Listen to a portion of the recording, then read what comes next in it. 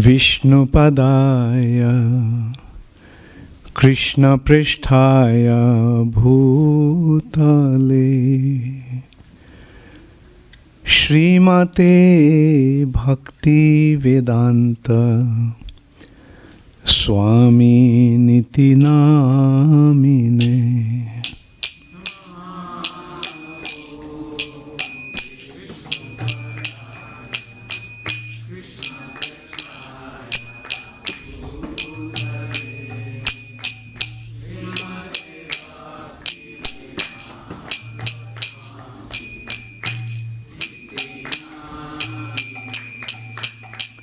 Namaste Saraswati Deve Gauravani Pracharine Nirvishesha Shunnavadi Paschata Deshatarine.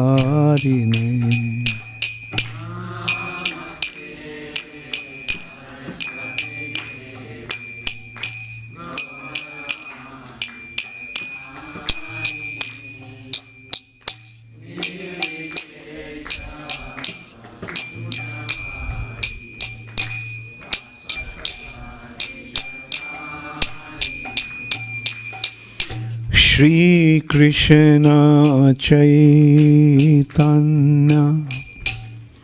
Prabhu Nityananda Shri Advaita Gadadhar Shri Vashadi Gaur Bhaktavrinda.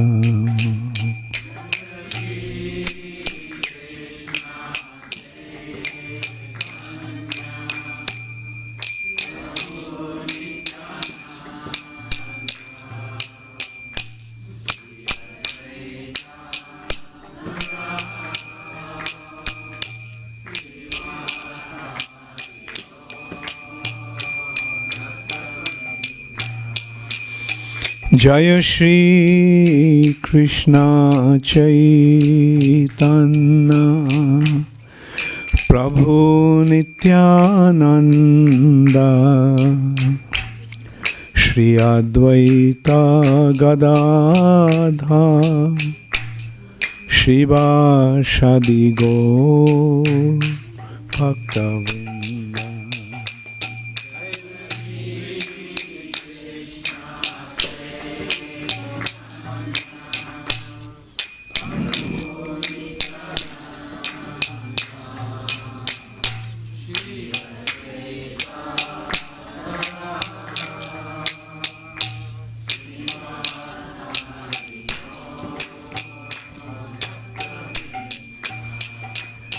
Jaya Shri Krishna Chaitanya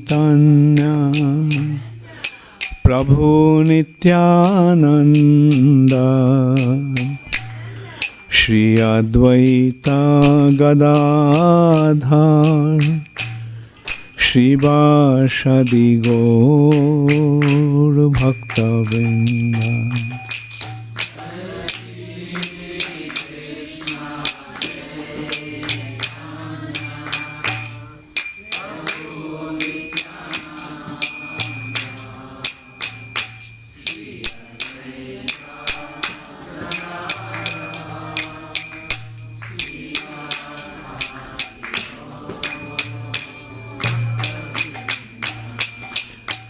Hare Krishna, Hare Krishna, Krishna Krishna, Hare Hare, Hare Rama, Hare Rama, Rama Rama, Hare Hare.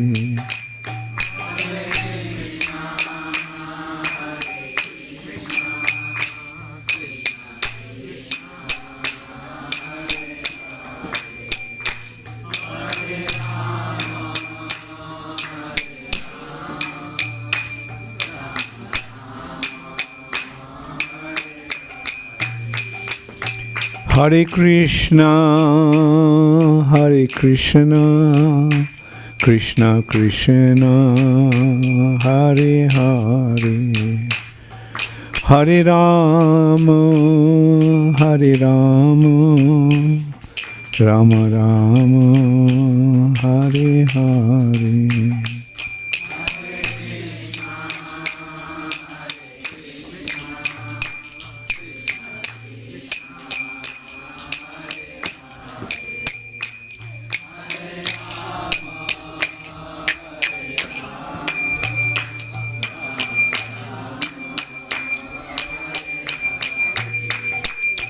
Hare Krishna, Hare Krishna, Krishna Krishna, Hare Hare, Hare Rama, Hare Rama, Rama Rama, Hare Hare.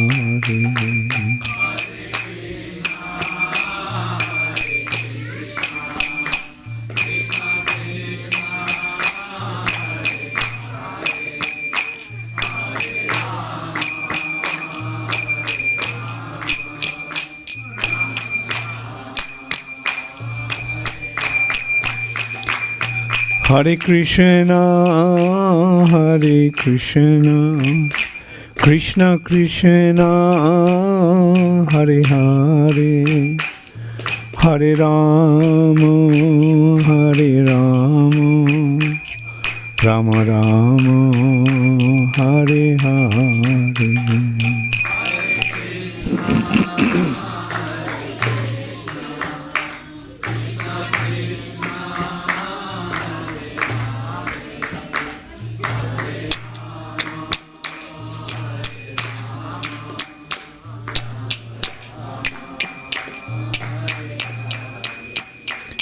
Hare Krishna, Hare Krishna, Krishna Krishna, Hare Hare, Hare Rama, Hare Rama, Rama Rama, Hare Hare.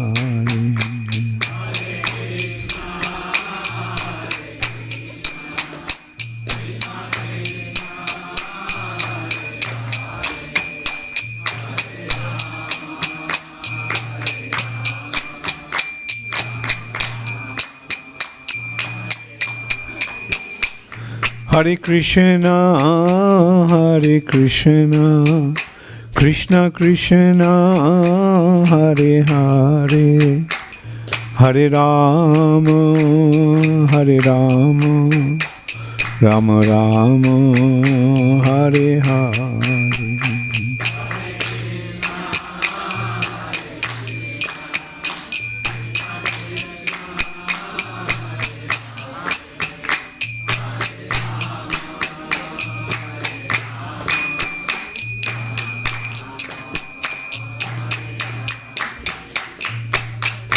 Hare Krishna, Hare Krishna, Krishna Krishna, Hare Hare, Hare Rama, Hare Rama, Rama Rama, Hare Hare.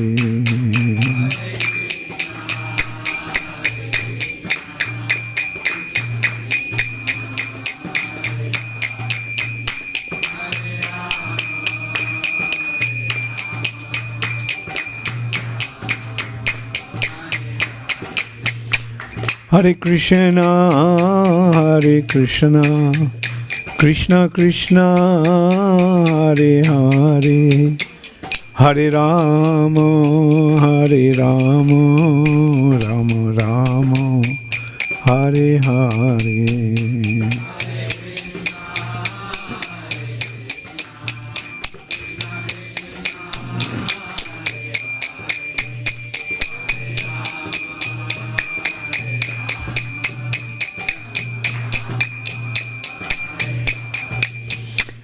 Hare Krishna, Hare Krishna, Krishna Krishna, Hare Hare, Hare Rama, Hare Rama, Rama Rama, Hare Hare.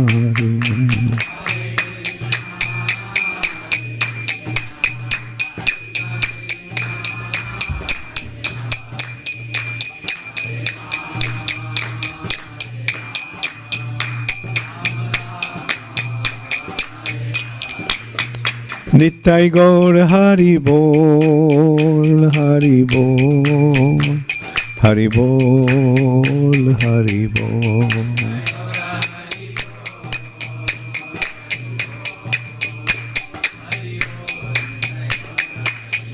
Jaya Jaya Prabhupada, Prabhupada, Prabhupada, Prabhupada.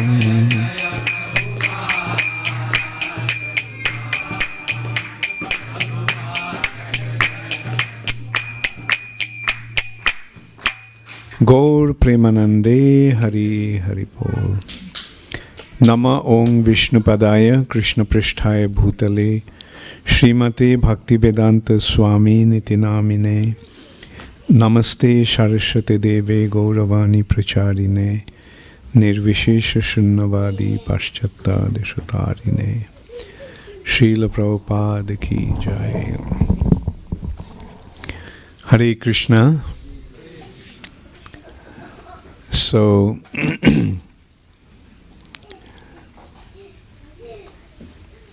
I thought that yesterday was the only day I would speak on Srila Prabhupada. But after the class, they had been, without even asking me, Shyam Mukunda made the announcement that I was going to give the class today also.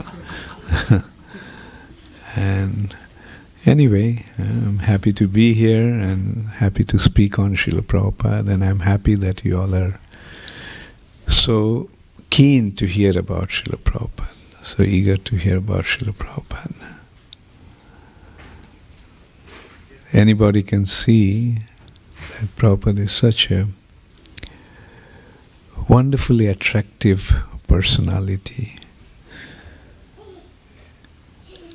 Actually, when Prabhupada came to America, the youth of America used to consider that anyone who is above 30 was from another world, because their outlook was so different.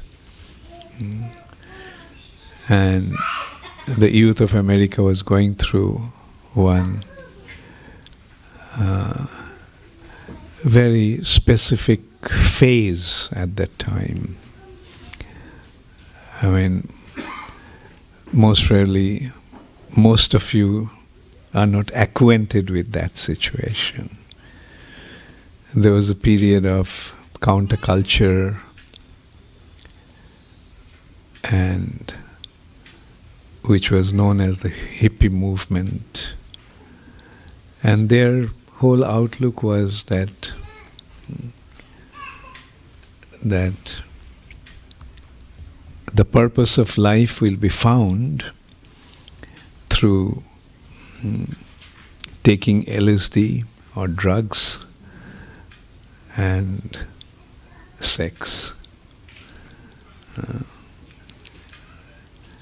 And at that time Srila Prabhupada came, a 70-year-old man, when they didn't even want to deal with anyone who was above 30. I mean, here is somebody who is 70 years old. And he conquered their hearts. And they were committed completely to Srila Prabhupada's mission. And that shows actually what an attractive personality Srila Prabhupada was. And also it was not for no rhyme or reason. Like they could see that Prabhupada really cared for them. They were disappointed with their surrounding, their family, because they saw that the love that they wanted, they couldn't get from them. And they found that love from Srila Prabhupada. They could see that. Like Prabhupada used to, although he didn't have money, whatever little money that he had from selling the Bhagavatams, and they were not in a position to give Srila Prabhupada any donation also.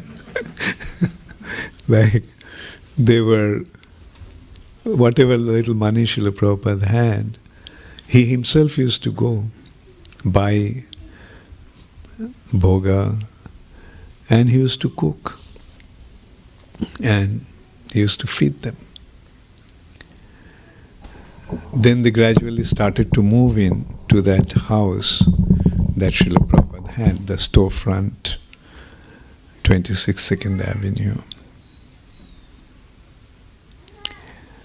I mean, to recall, Prabhupada's situation at that time, like we can consider, see, like Prabhupada, as you all know, Prabhupada came to Butler in the house of Gopal Agarwal.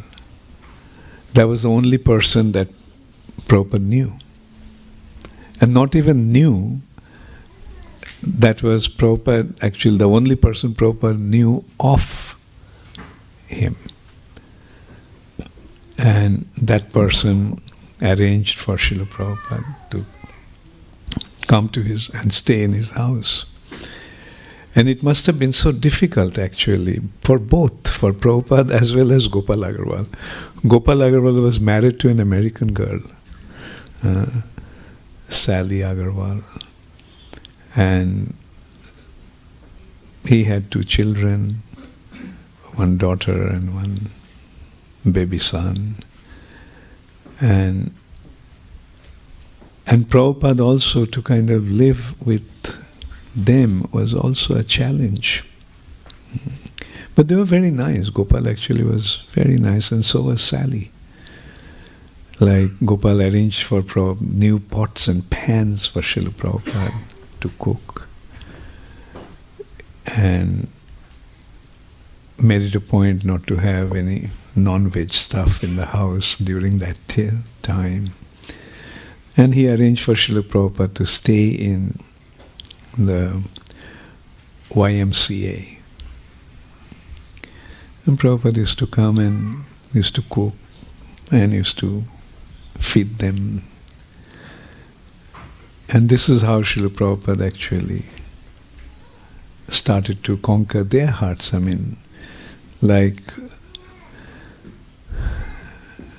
and then Prabhupada made some acquaintance, found about somebody where he could possibly stay in New York.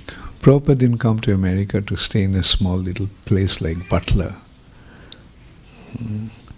His mission was to spread Krishna consciousness all over the world, so there was a need for him to stay in a big city. So Prabhupada moved to New York.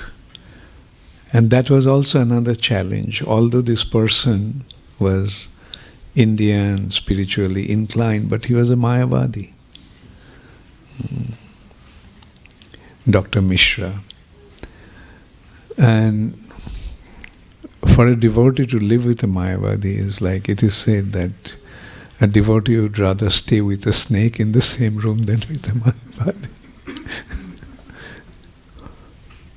And but Prabhupada tolerated him. And he actually won Dr. Mishra's heart also. Dr. Mishra actually mentioned that he was very sick at that time. Not very sick, he was quite sick. And Prabhupada used to cook, and just by eating Srila Prabhupada's cooking, he got cured. And while there in the Ananda ashram of Dr. Mishra, Prabhupada acquainted a few young boys. And one of them was Michael Grant, who later became Mukunda Maharaj. And Mukunda Maharaj's contribution was actually incredible. Like, that group, a few of them were there, youngsters, and they arranged a place for Srila Prabhupada to stay. Prabhupada actually asked them whether he could get a place somewhere. And they told Prabhupada, one boy just moved out from his studio, that loft apartment. Not apartment, just one room with a bathroom. And so that was vacant. If they knew that Prabhupada was looking for the place, then Prabhupada could have got that place. But one boy called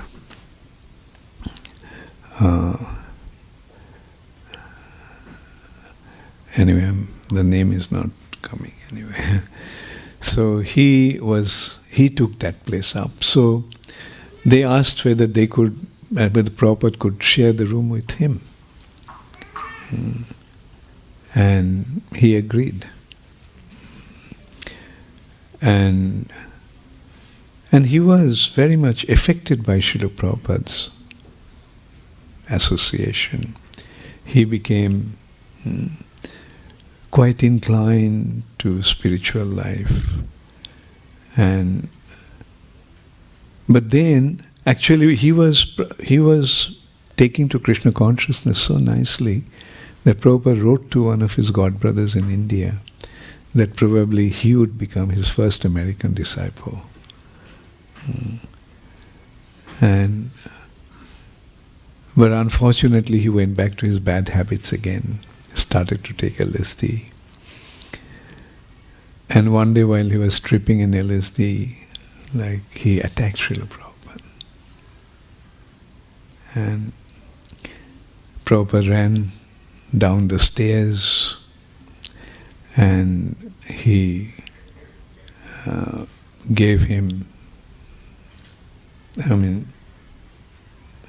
chased Srila Prabhupada. Prabhupada came down to the street and he called Michael Grant, told him about his situation. So he actually arranged for Srila Prabhupada to stay with another acquaintance of his. And then eventually he actually got the 26 Second Avenue for Srila Prabhupada and an apartment in the house just behind it. Apartment in the house just behind that. And so there Prabhupada started his preaching. And youngsters, devotees, being attracted to Srila Prabhupada, they started to come there. Prabhupada used to give class on Bhagavad Gita.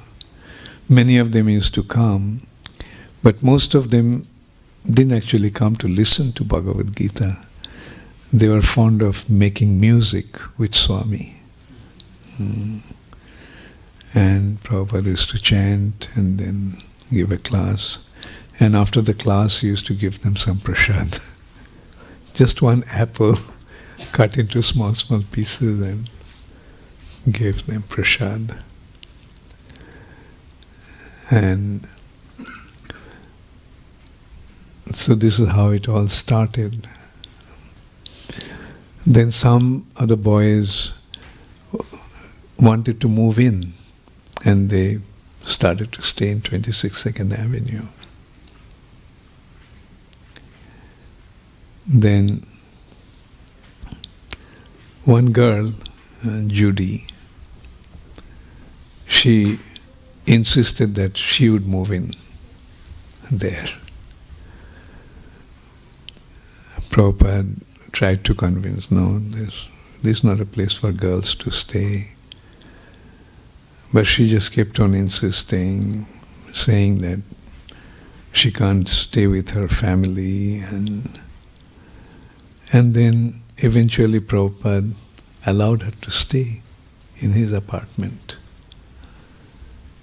So that's how broad-minded Srila Prabhupada was. And this is how Prabhupada actually started to win them over. Prabhupada saw that they would like these boys and girls, those who are coming. They're fond of gulab jamun.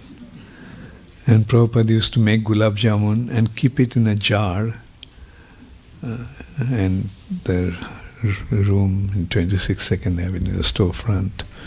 And when they would come and they would just take the gulabs, and they used to call it ISKCON bullet.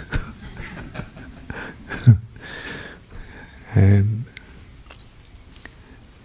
so then Prabhupada held the initiation.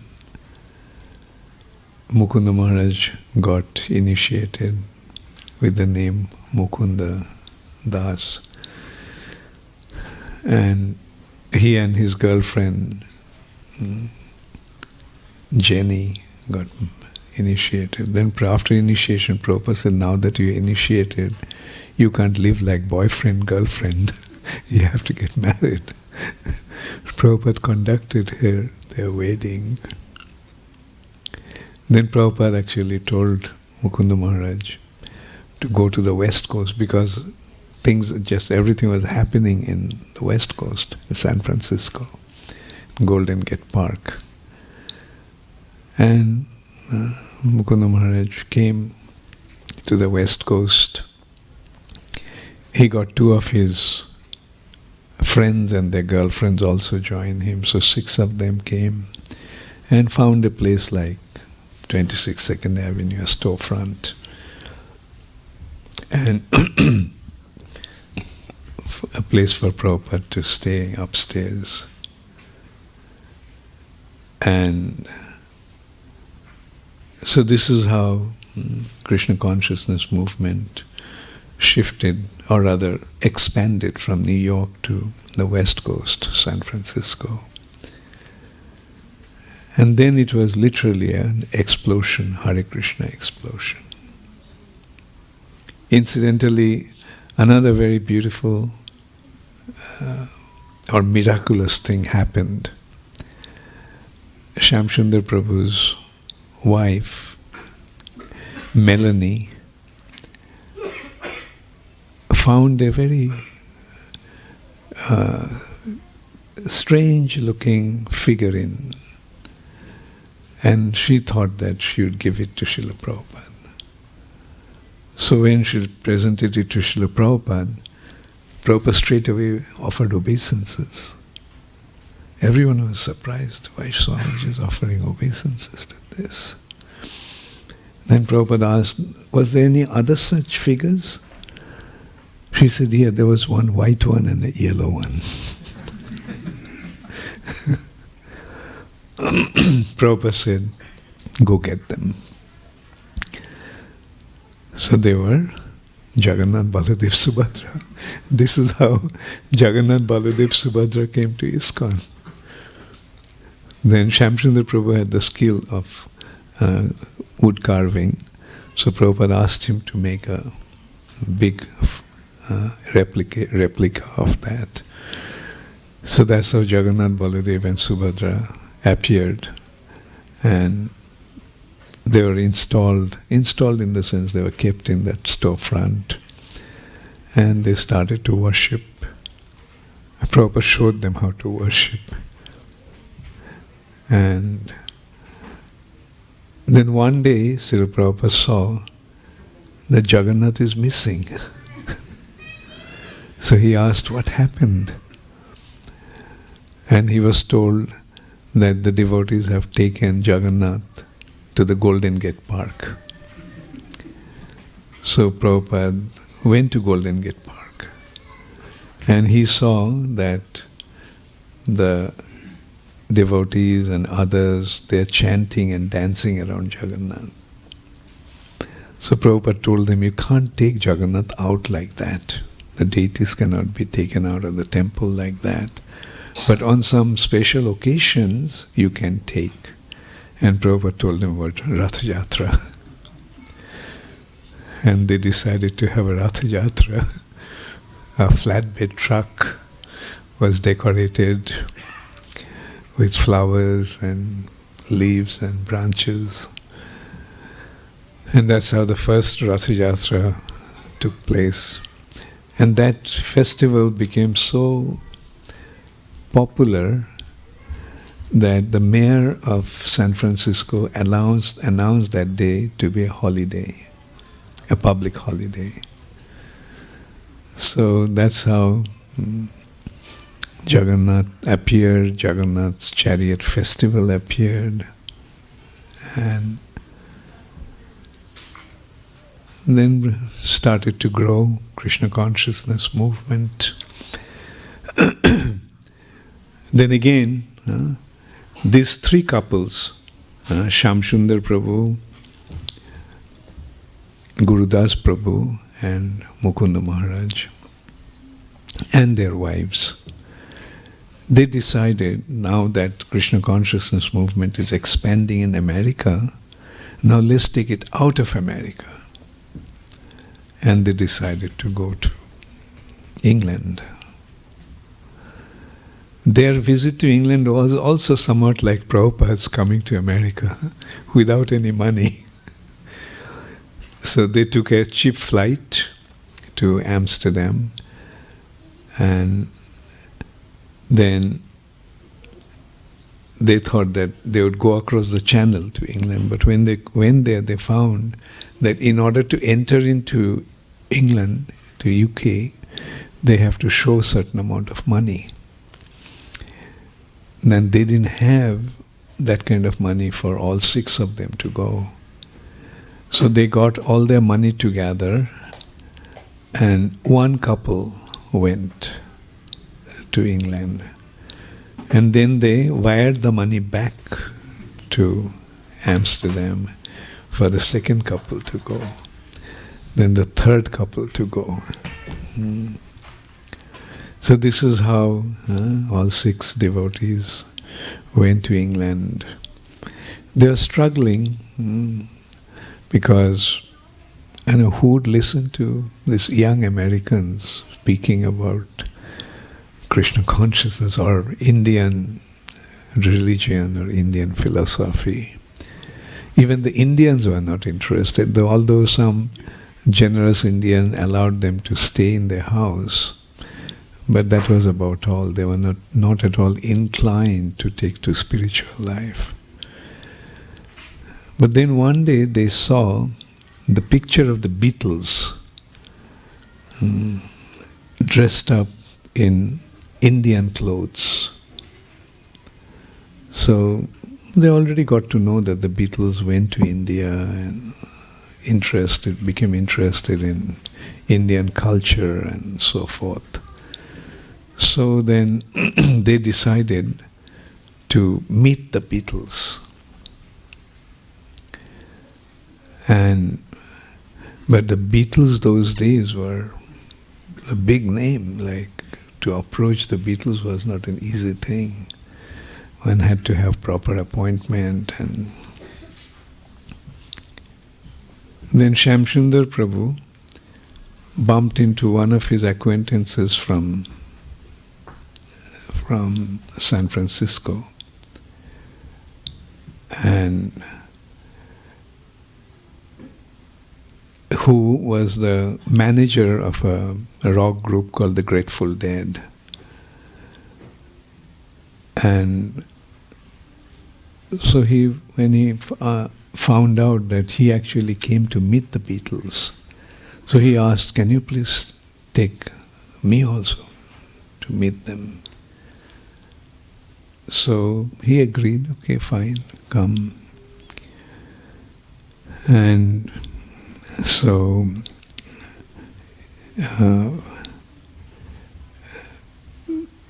but when he went to the Apple studio and tried to get in, the gatekeeper, the guard there, stopped him, wouldn't let him go.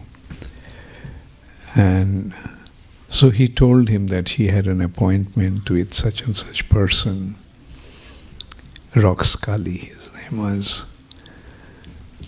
And so the guard wouldn't let him go. So at that time, Yoko Ono, John Lennon's Japanese wife, just happened to come there in her white Rolls Royce. And he saw Shamsundar Prabhu dressed in dhoti and kurta. So she said, "You must be a friend of John." And he said, "Yes, yes." So she just took him in. I mean, this is how we can see how Krishna was making all these arrangements. These are not just some chance happenings. These are all Krishna's divine arrangement. So he's waiting. Roxcally didn't show up, he was just waiting inside. And then George Harrison just happened to pass by. And seeing Shyamsundar Prabhu, he's dressed up in dhoti and kurta, like he came to him and said, "Where have you guys been all this while? I saw you in San Francisco, and since then I've been trying to meet you all." And that's how it all started. George Harrison invited them to his house and they made friends with him.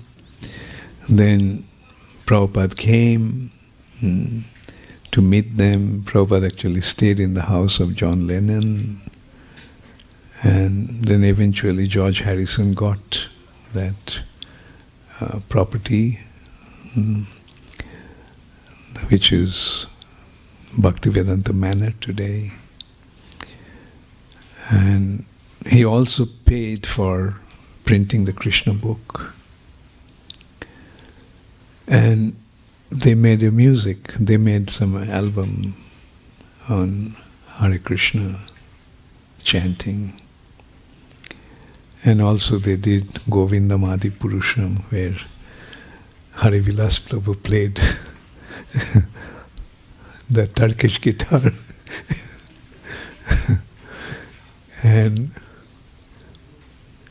And the Beatles were the most, they're the most important personalities in the young community all over the world.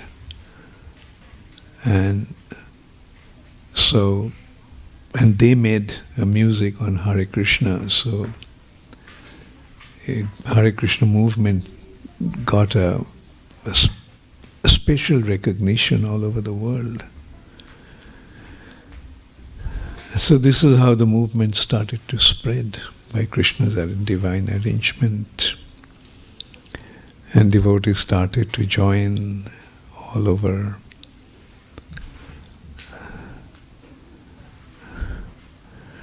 Now, to go back to yesterday's thing, I'll just highlight a few incidents that I had with Srila Prabhupada. One thing was, I told you, I had the good fortune to travel with Srila Prabhupada to Calcutta. So one evening, Srila Prabhupada was giving darshan, and many important people came to meet Srila Prabhupada. And so then Aratik began. Then Prabhupada told everyone to go to the Aratik. So I also went, but while attending the Aratik, I felt that Aratik I can attend every day, but to be with Prabhupada is not going to be possible every day. So I decided to go back to Prabhupada's room. So in the door, as I opened the door and just stepped in, and Prabhupada asked me, "So, what do you want?" I said, "Prabhupada, I just wanted to be with you." Prabhupada said, "Sit down." And when I opened the door and saw Srila Prabhupada, I was a little shocked to see that Srila Prabhupada was counting money. The donations that people gave, Prabhupada was counting. And generally in India, you don't see the sadhus dealing with money and all. In that respect, Prabhupada mentioned that the Mayavadis, When you offer them some money, they take their hands back. He said, no, we don't want any money. We don't want any money. When people give us money, we take it with our right hand, and then we stretch our left hand for some more. So that's the difference between Mayavadis and us. That, of course, I heard later on. Because our business is to use everything in Krishna's service. So Lakshmi must be used in Krishna's service. Anyway, so just the thought came like, oh, but then I brushed the thought aside and sat down. Prabhupada, after counting the money, kept it in his drawer. Then he asked me, so, what do you want? So I just said, Prabhupada, will you please give me initiation?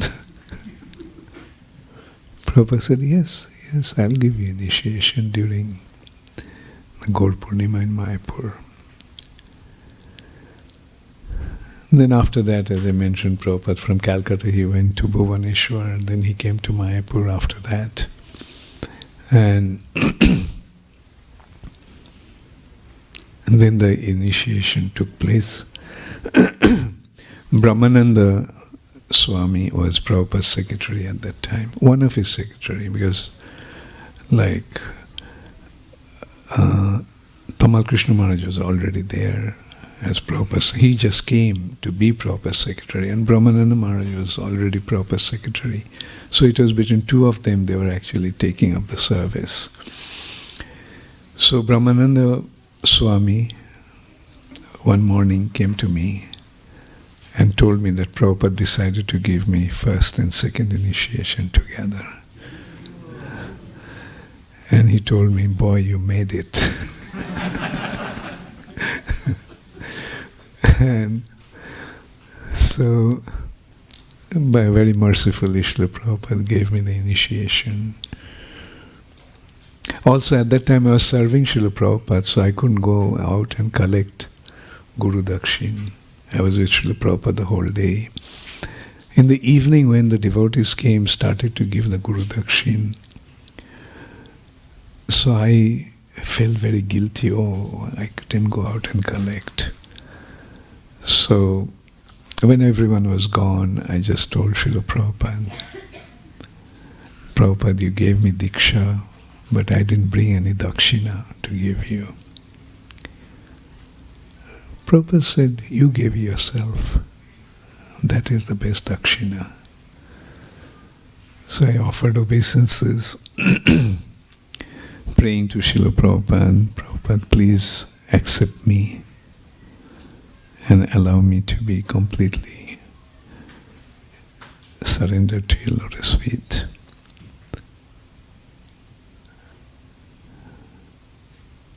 Those days I was replying Srila Prabhupada's Bengali letters and then Hindi letters. So one morning I went to Srila Prabhupada and got the letters, some letters signed by him and some letters I read out the drafts that I wrote. And Prabhupada was having a massage sitting on the roof. Harisori Prabhu was giving the massage. And so, although I finished my business, getting the letter signed and reading out the drafts that I wrote, but still I thought I'd just sit here and as much association as possible. And so I was sitting there, Prabhupada was having the massage. And then Prabhupada just started to speak. He said, see, for so many lifetimes you have been trying to enjoy and you are still not satisfied.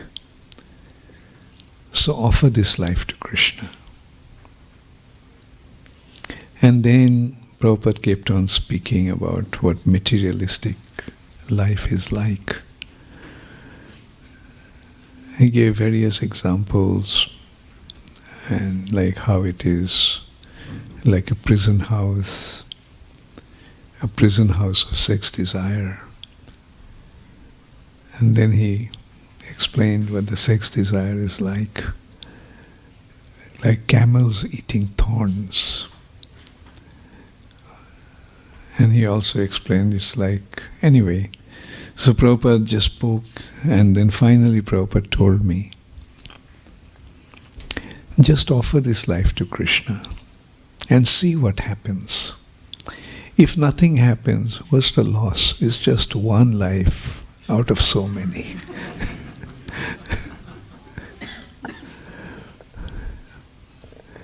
And I got the message. Prabhupada wanted me to offer this life to Krishna. And then Prabhupada, after some time after the Gaur Purnima festival, soon after that, Prabhupada decided to go to Bombay. Giriraj Maharaj actually arranged a big festival in Bombay, in Cross Maidan in Bombay. Cross Maidan is in the central of the city, a huge park. And so Prabhupada was to go to Bombay, and Bhavananda Maharaj, one morning, he told me that, look, you have so much to do in Mayapur, so you don't go with Prabhupada, you stay here. I mean, my heart literally broke. But what to do, like he had already done so much for me, so I couldn't really decline. I just accepted, okay. But all throughout my heart, I was feeling a very heaviness in the heart. Then when I was with Srila Prabhupada, then Prabhupada asked, so aren't you coming? And I said, no, Prabhupada, Bhavananda Maharaj told that service in separation is greater than service in union.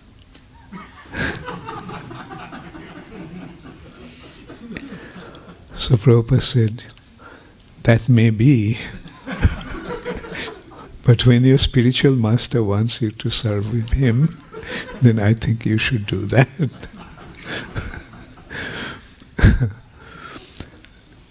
I mean, I think I was wishing that something like that would happen, you know. I couldn't tell Prabhupada, but actually from my behavior or from my countenance, Prabhupada could see that. And I just ran to Bhavananda Maharaj, and I told him what Prabhupada said. I said, well, if Prabhupada said that, then you have to go. And then I jokingly told him, and Prabhupada said that you have to pay for my fare. So then I had the opportunity to again travel with Srila Prabhupada to Bombay. And when Prabhupada arrived in Bombay, the car actually took him to his old apartment. In there, quite a few old buildings were there. In one of the buildings, Prabhupada had his apartment. But Prabhupada refused to get down. He asked, what happened? I want to go to the new building, his new apartment. So he was told that that was not complete. Prabhupada said, complete or not, I'm just going to stay there. And then Prabhupada just went, and that place was like a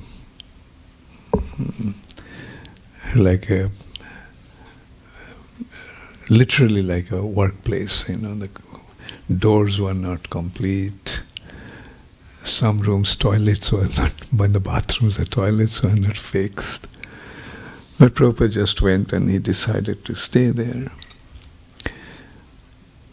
Tamal Krishna Maharaj was so intelligent. Tamal Krishna Maharaj spoke with Giriraj Maharaj. Giriraj Maharaj was president of the Bombay temple at that time.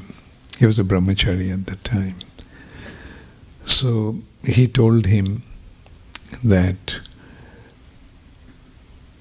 let's take Srila Prabhupada to the city, because the Cross Maidan is right in the heart of the city. Traveling from Juhu to the city is not going to be practical. So it is better that Prabhupada stayed in the city.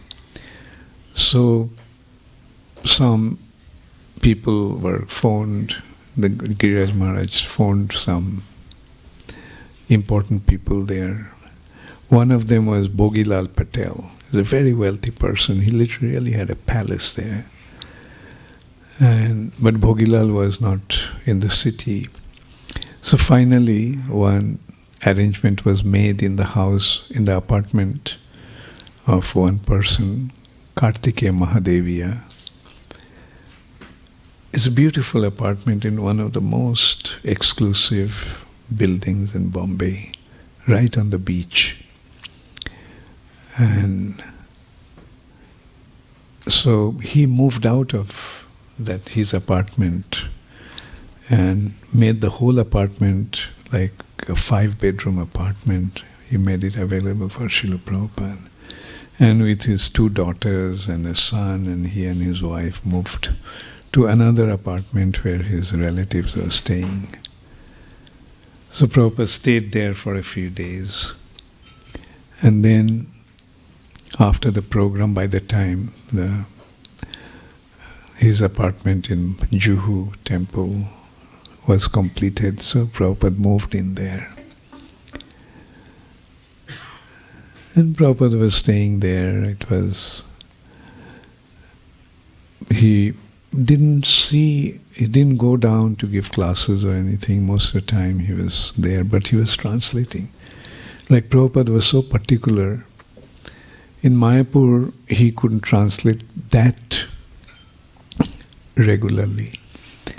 But here Prabhupada really started his translation.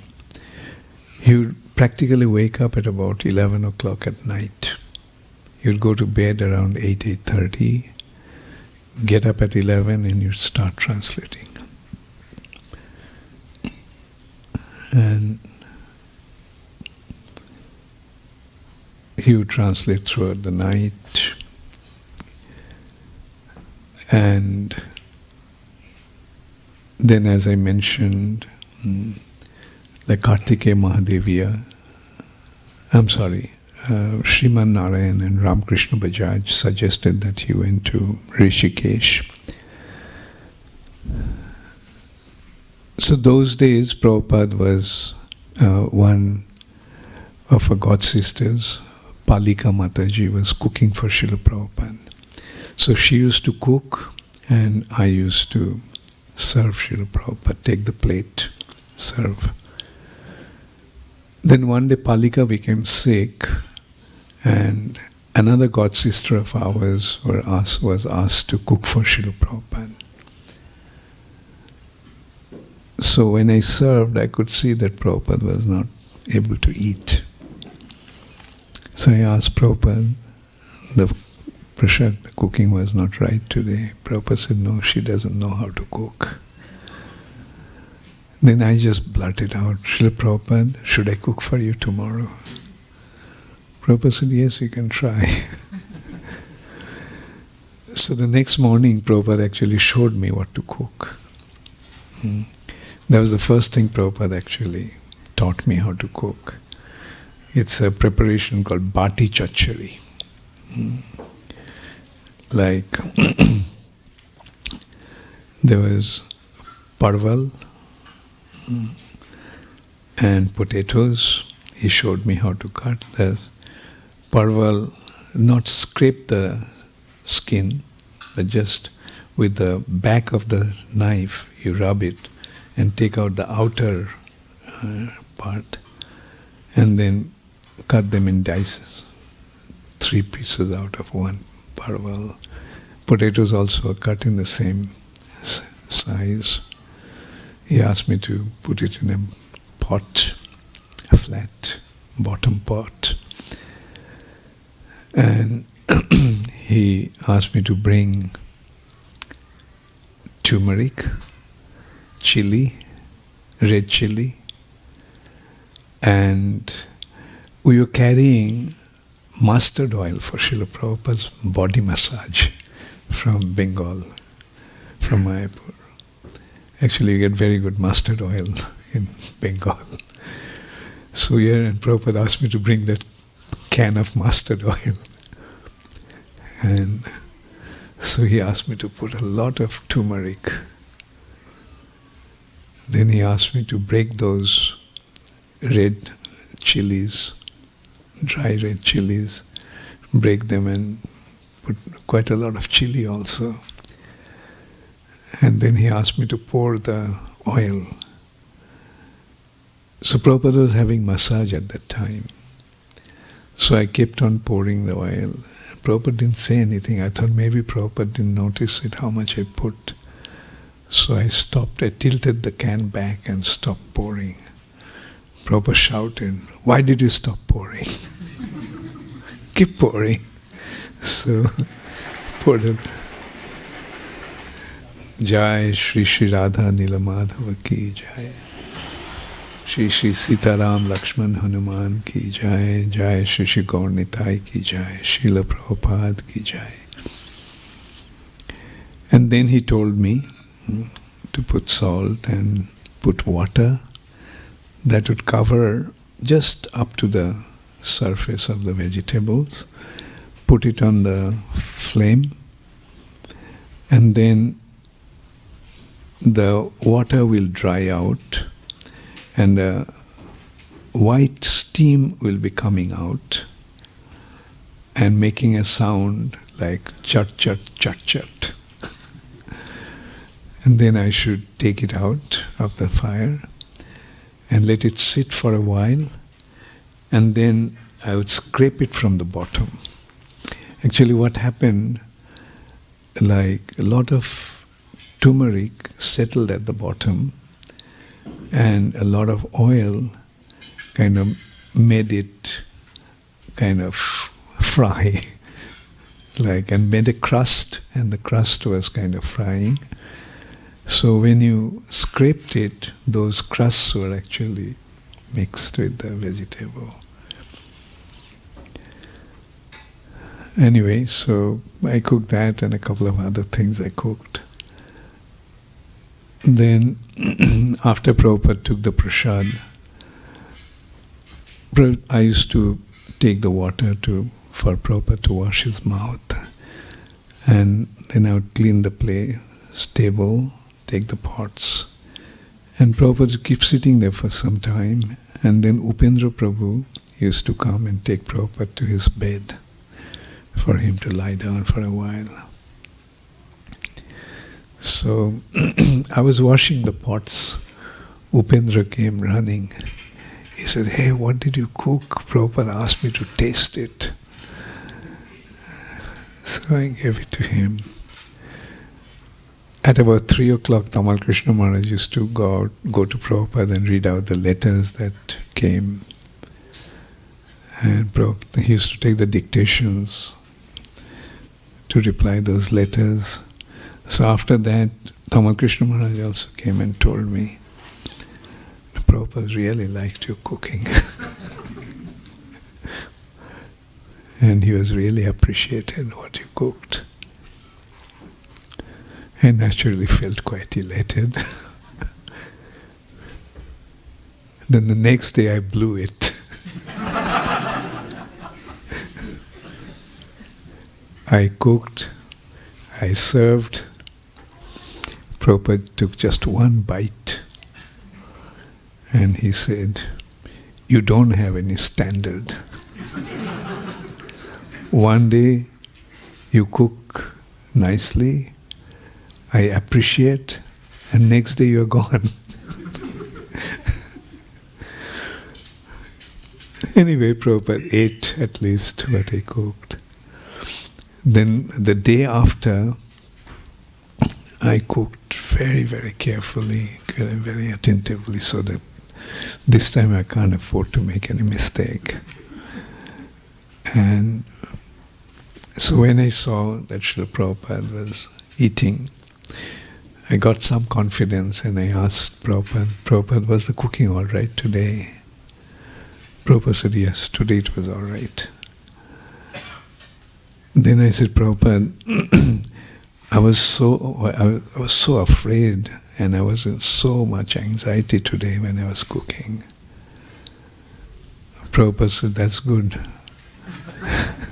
When you are serving your spiritual master, you should be afraid and you should be in anxiety. So this is how I got another service, to cook for Srila Prabhupada. And Prabhupada used to tell me what to cook, and I used to just follow what Prabhupada used to say, how he wanted me to cook that. So that's how I had the good fortune again of learning how to cook from Srila Prabhupada, although sometimes he used to come to the kitchen, but not generally. He used to just tell me what to cook and I used to serve that. Then we went to Rishikesh. In Rishikesh also another interesting thing happened about cooking. Prabhupada's stomach was not very good. So Prabhupada asked me to cook that preparation, Bhakti Charu. By the time, Tamal Krishna Maharaj convinced Prabhupada not to take it with mustard oil, but with ghee. So you're cooking and Prabhupada was okay, taking it with a lot of ghee. And so it was with so much ghee, so much oil, so much chili. So I thought that I wouldn't put so much chili in that. So when I served, Srila Prabhupada was very upset. He said, I personally taught you how to cook and you forgot. And Prabhupada was so upset that whenever I went near him, he would just say, I personally taught you how to cook and you forgot.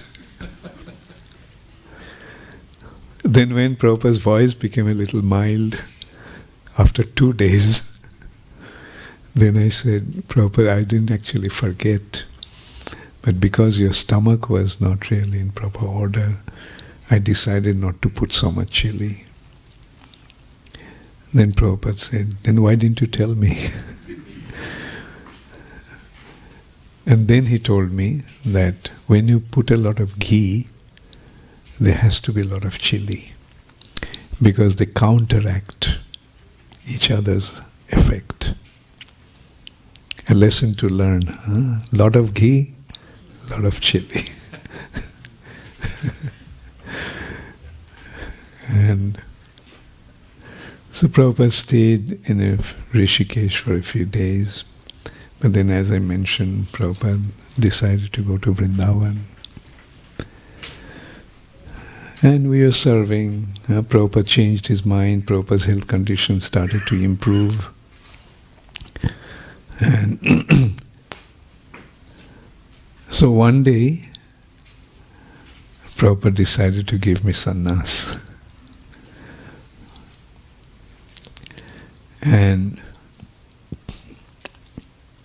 when the devotees got to know that, some of the senior devotees, GBCs and sannyasis, felt that I was too new in the movement to get sannyas so quickly. Like about 2.5 months ago, Prabhupada gave me first and second initiation, and now I was going to get first sannyas. So they tried to convince me not to take sannyas so quickly. So they called me. I was already cooking for Srila Prabhupada. So then, anyway, they were speaking to me. So I got so exasperated. I just told, okay, it's not I who am deciding. Prabhupada is deciding. So if you have to speak about it, then speak to Srila Prabhupada. So I was cooking. Then Tamal Krishna Maharaj and Bhavananda Prabhu came to me, and Tamal Krishna Maharaj announced that Prabhupada decided to give me sannyas the day after tomorrow. So this is how very mercifully Prabhupada gave me sannyas. And Prabhupada, as I was telling the other day, Prabhupada's health condition improved and Prabhupada wanted to leave for the West. And when the consideration came whether Prabhupada should go out or not, then Prabhupada's response actually was that a warrior doesn't die on a bed. He dies in the battlefield. And so he could see, like, Prabhupada, his mood was that as long as he was there, he is going to serve. We saw that even a few days before Prabhupada left the planet, he didn't have any strength to turn to his side himself. We had to help him. Sometimes he would be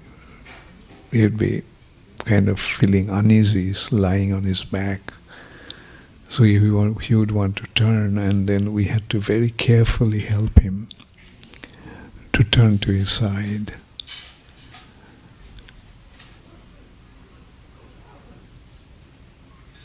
But still Prabhupada was translating. Pradyumna Prabhu, Prabhupada's Sanskrit editor, he used to read the verse,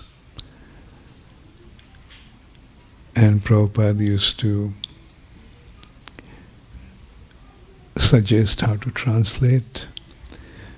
And one of us used to hold the microphone of the dictaphone in front of Prabhupada's mouth, and Prabhupada used to speak. That was just a few days before he left his body. He was translating. Although he didn't have any strength to get up or even turn to his side, he was translating. And Prabhupada wanted to go to the West. And here also, when Prabhupada was all dressed up to leave, he was sitting on his chair, and I was sitting at his feet. So Prabhupada asked, "Aren't you coming?" So I said, "No, Srila Prabhupada, I didn't have my passport with me." Prabhupada said, "Okay, then you come and join me in Hawaii." Prabhupada's plan was to go to Hawaii, London, New York, Gitanagari, Los Angeles, and then Hawaii. But Prabhupada's health condition deteriorated. He came back from London. In London he had a small operation also. But this time Prabhupada's health condition deteriorated so much that Banamali Kaviraj was called. He started to give the medicine, but he told me that my medicine is not working, so it's no use giving this medicine now. And I used to always feel very, very guilty that Bonamali Kaviraj told me not to let Prabhupada go, but I didn't insist on that. I didn't insist on that, thinking that, well, Prabhupada decided to go, so. But maybe things would have been different if I told the GBCs. There were quite a few GBCs present at the time. So if I told them that this is what Bonamali Kaviraj was suggesting, then probably things would have been different. Prabhupada's health condition would have improved. And probably Prabhupada would have been with us for some more years.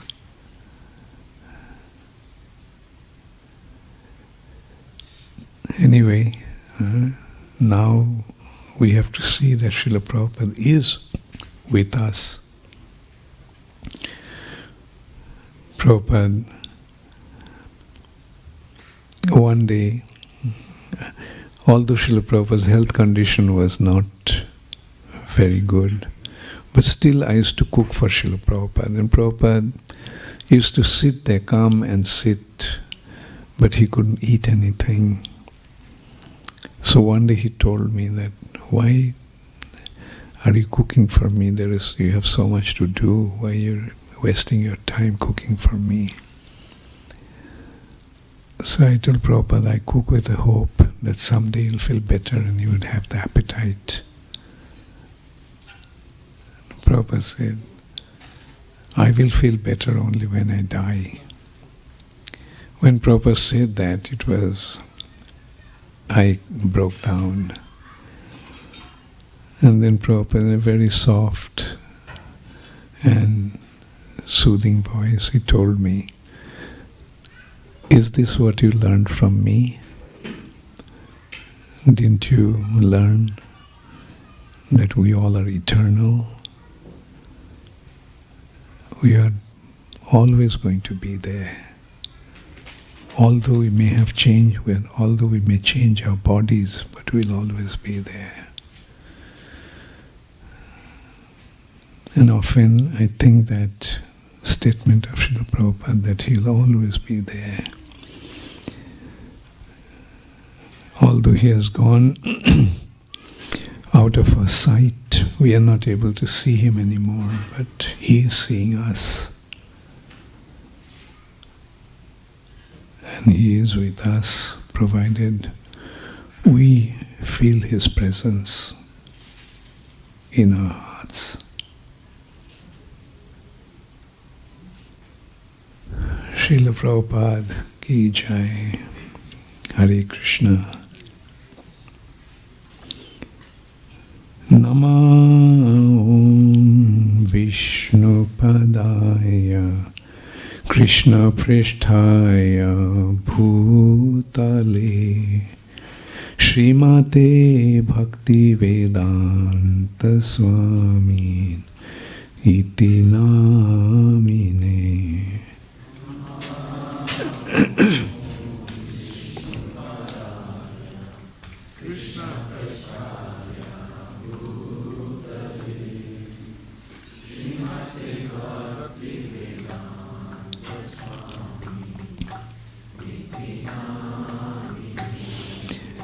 Namaste Saraswate Deve Gauravani Pracharine Nirvishesha Shunnavadi Paschata Deshotarine.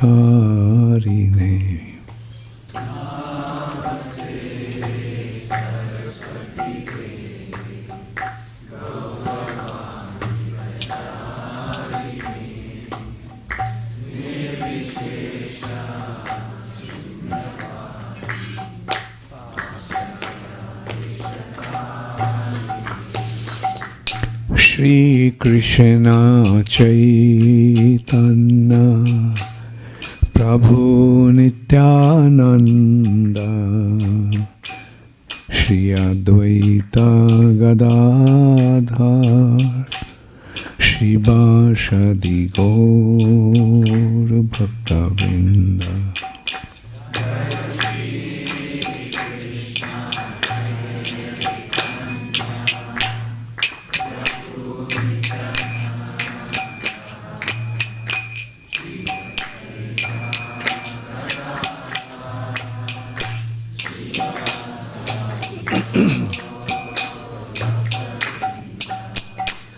Hare Krishna, Hare Krishna, Krishna Krishna, Hare Hare, Hare Rama, Hare Rama, Rama Rama, Hare Hare.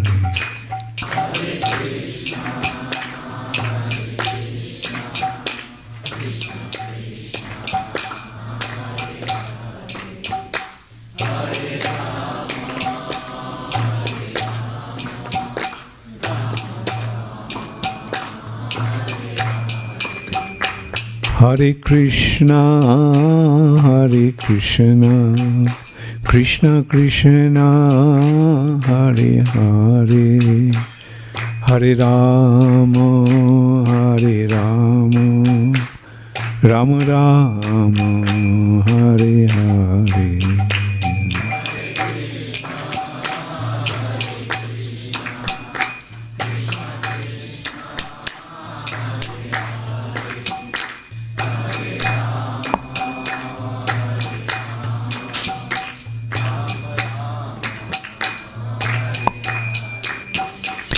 Hare Krishna, Hare Krishna, Krishna Krishna, Hare Hare, Hare Rama, Hare Rama, Rama Rama, Hare Hare.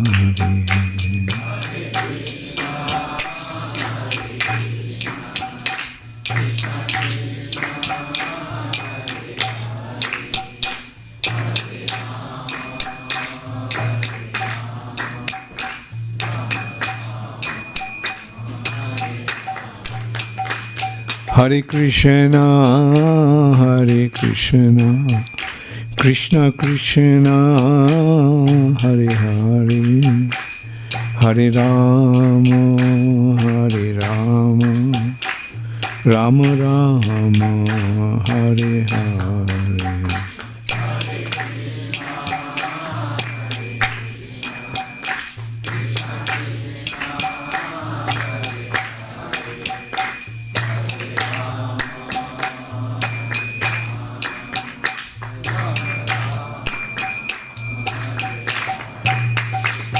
Hare Krishna, Hare Krishna, Krishna Krishna, Hare Hare, Hare Rama, Hare Rama, Rama Rama, Hare Hare.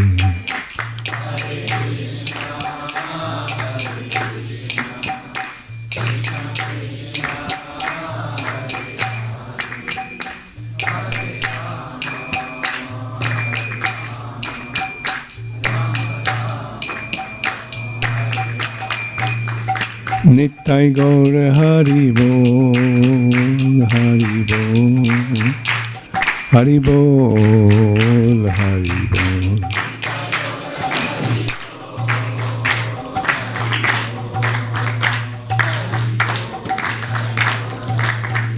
Jaya Jaya Prabhupada, Prabhupada, Prabhupada, Prabhupada.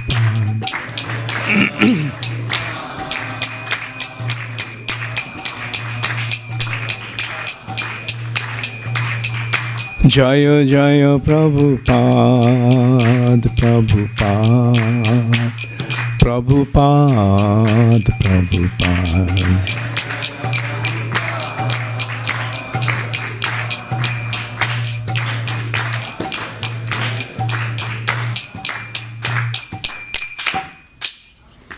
Gaur Premanande, Hari Hari Bol. Nama Om Vishnupadaya Krishna Pristhaya Bhutale Srimate Bhaktivedanta Swami Niti Namine Namaste Saraswati Deve Gauravani Pracharine Nirvishesha Shunnavadi Paschatadeshatarine Srila Prabhupada Ki Jai.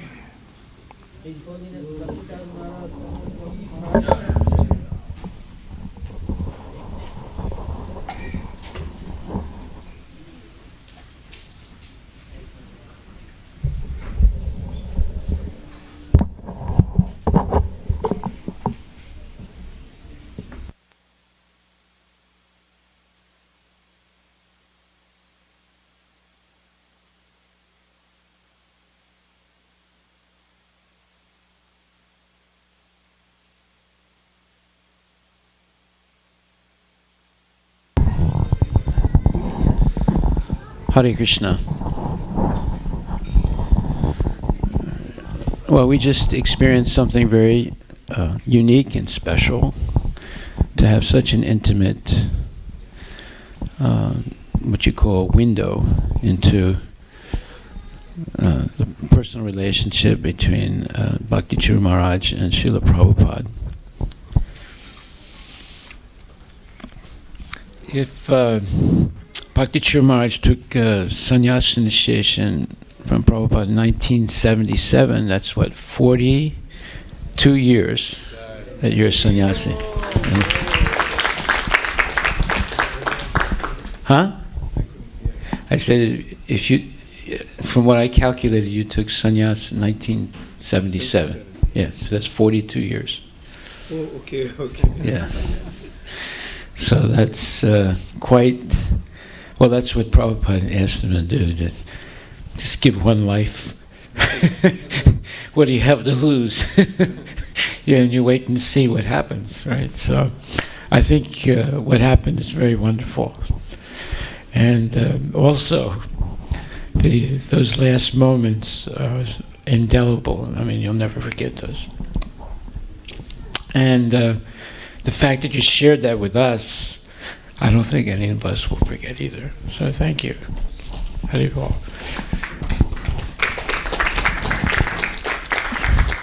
So, like I said, Sunday, there's Shiksha and Diksha gurus. And it's very important to understand that. So, Maharaj is also our Shiksha guru. Yeah. And we should never think there's any difference between bona fide Shiksha and Diksha gurus. It's a very important concept to understand. We can learn from all the advanced devotees in Krishna consciousness, and we should respect them all as our guru. So thank you very much, Maharaj. All glory to Srila Prabhupada.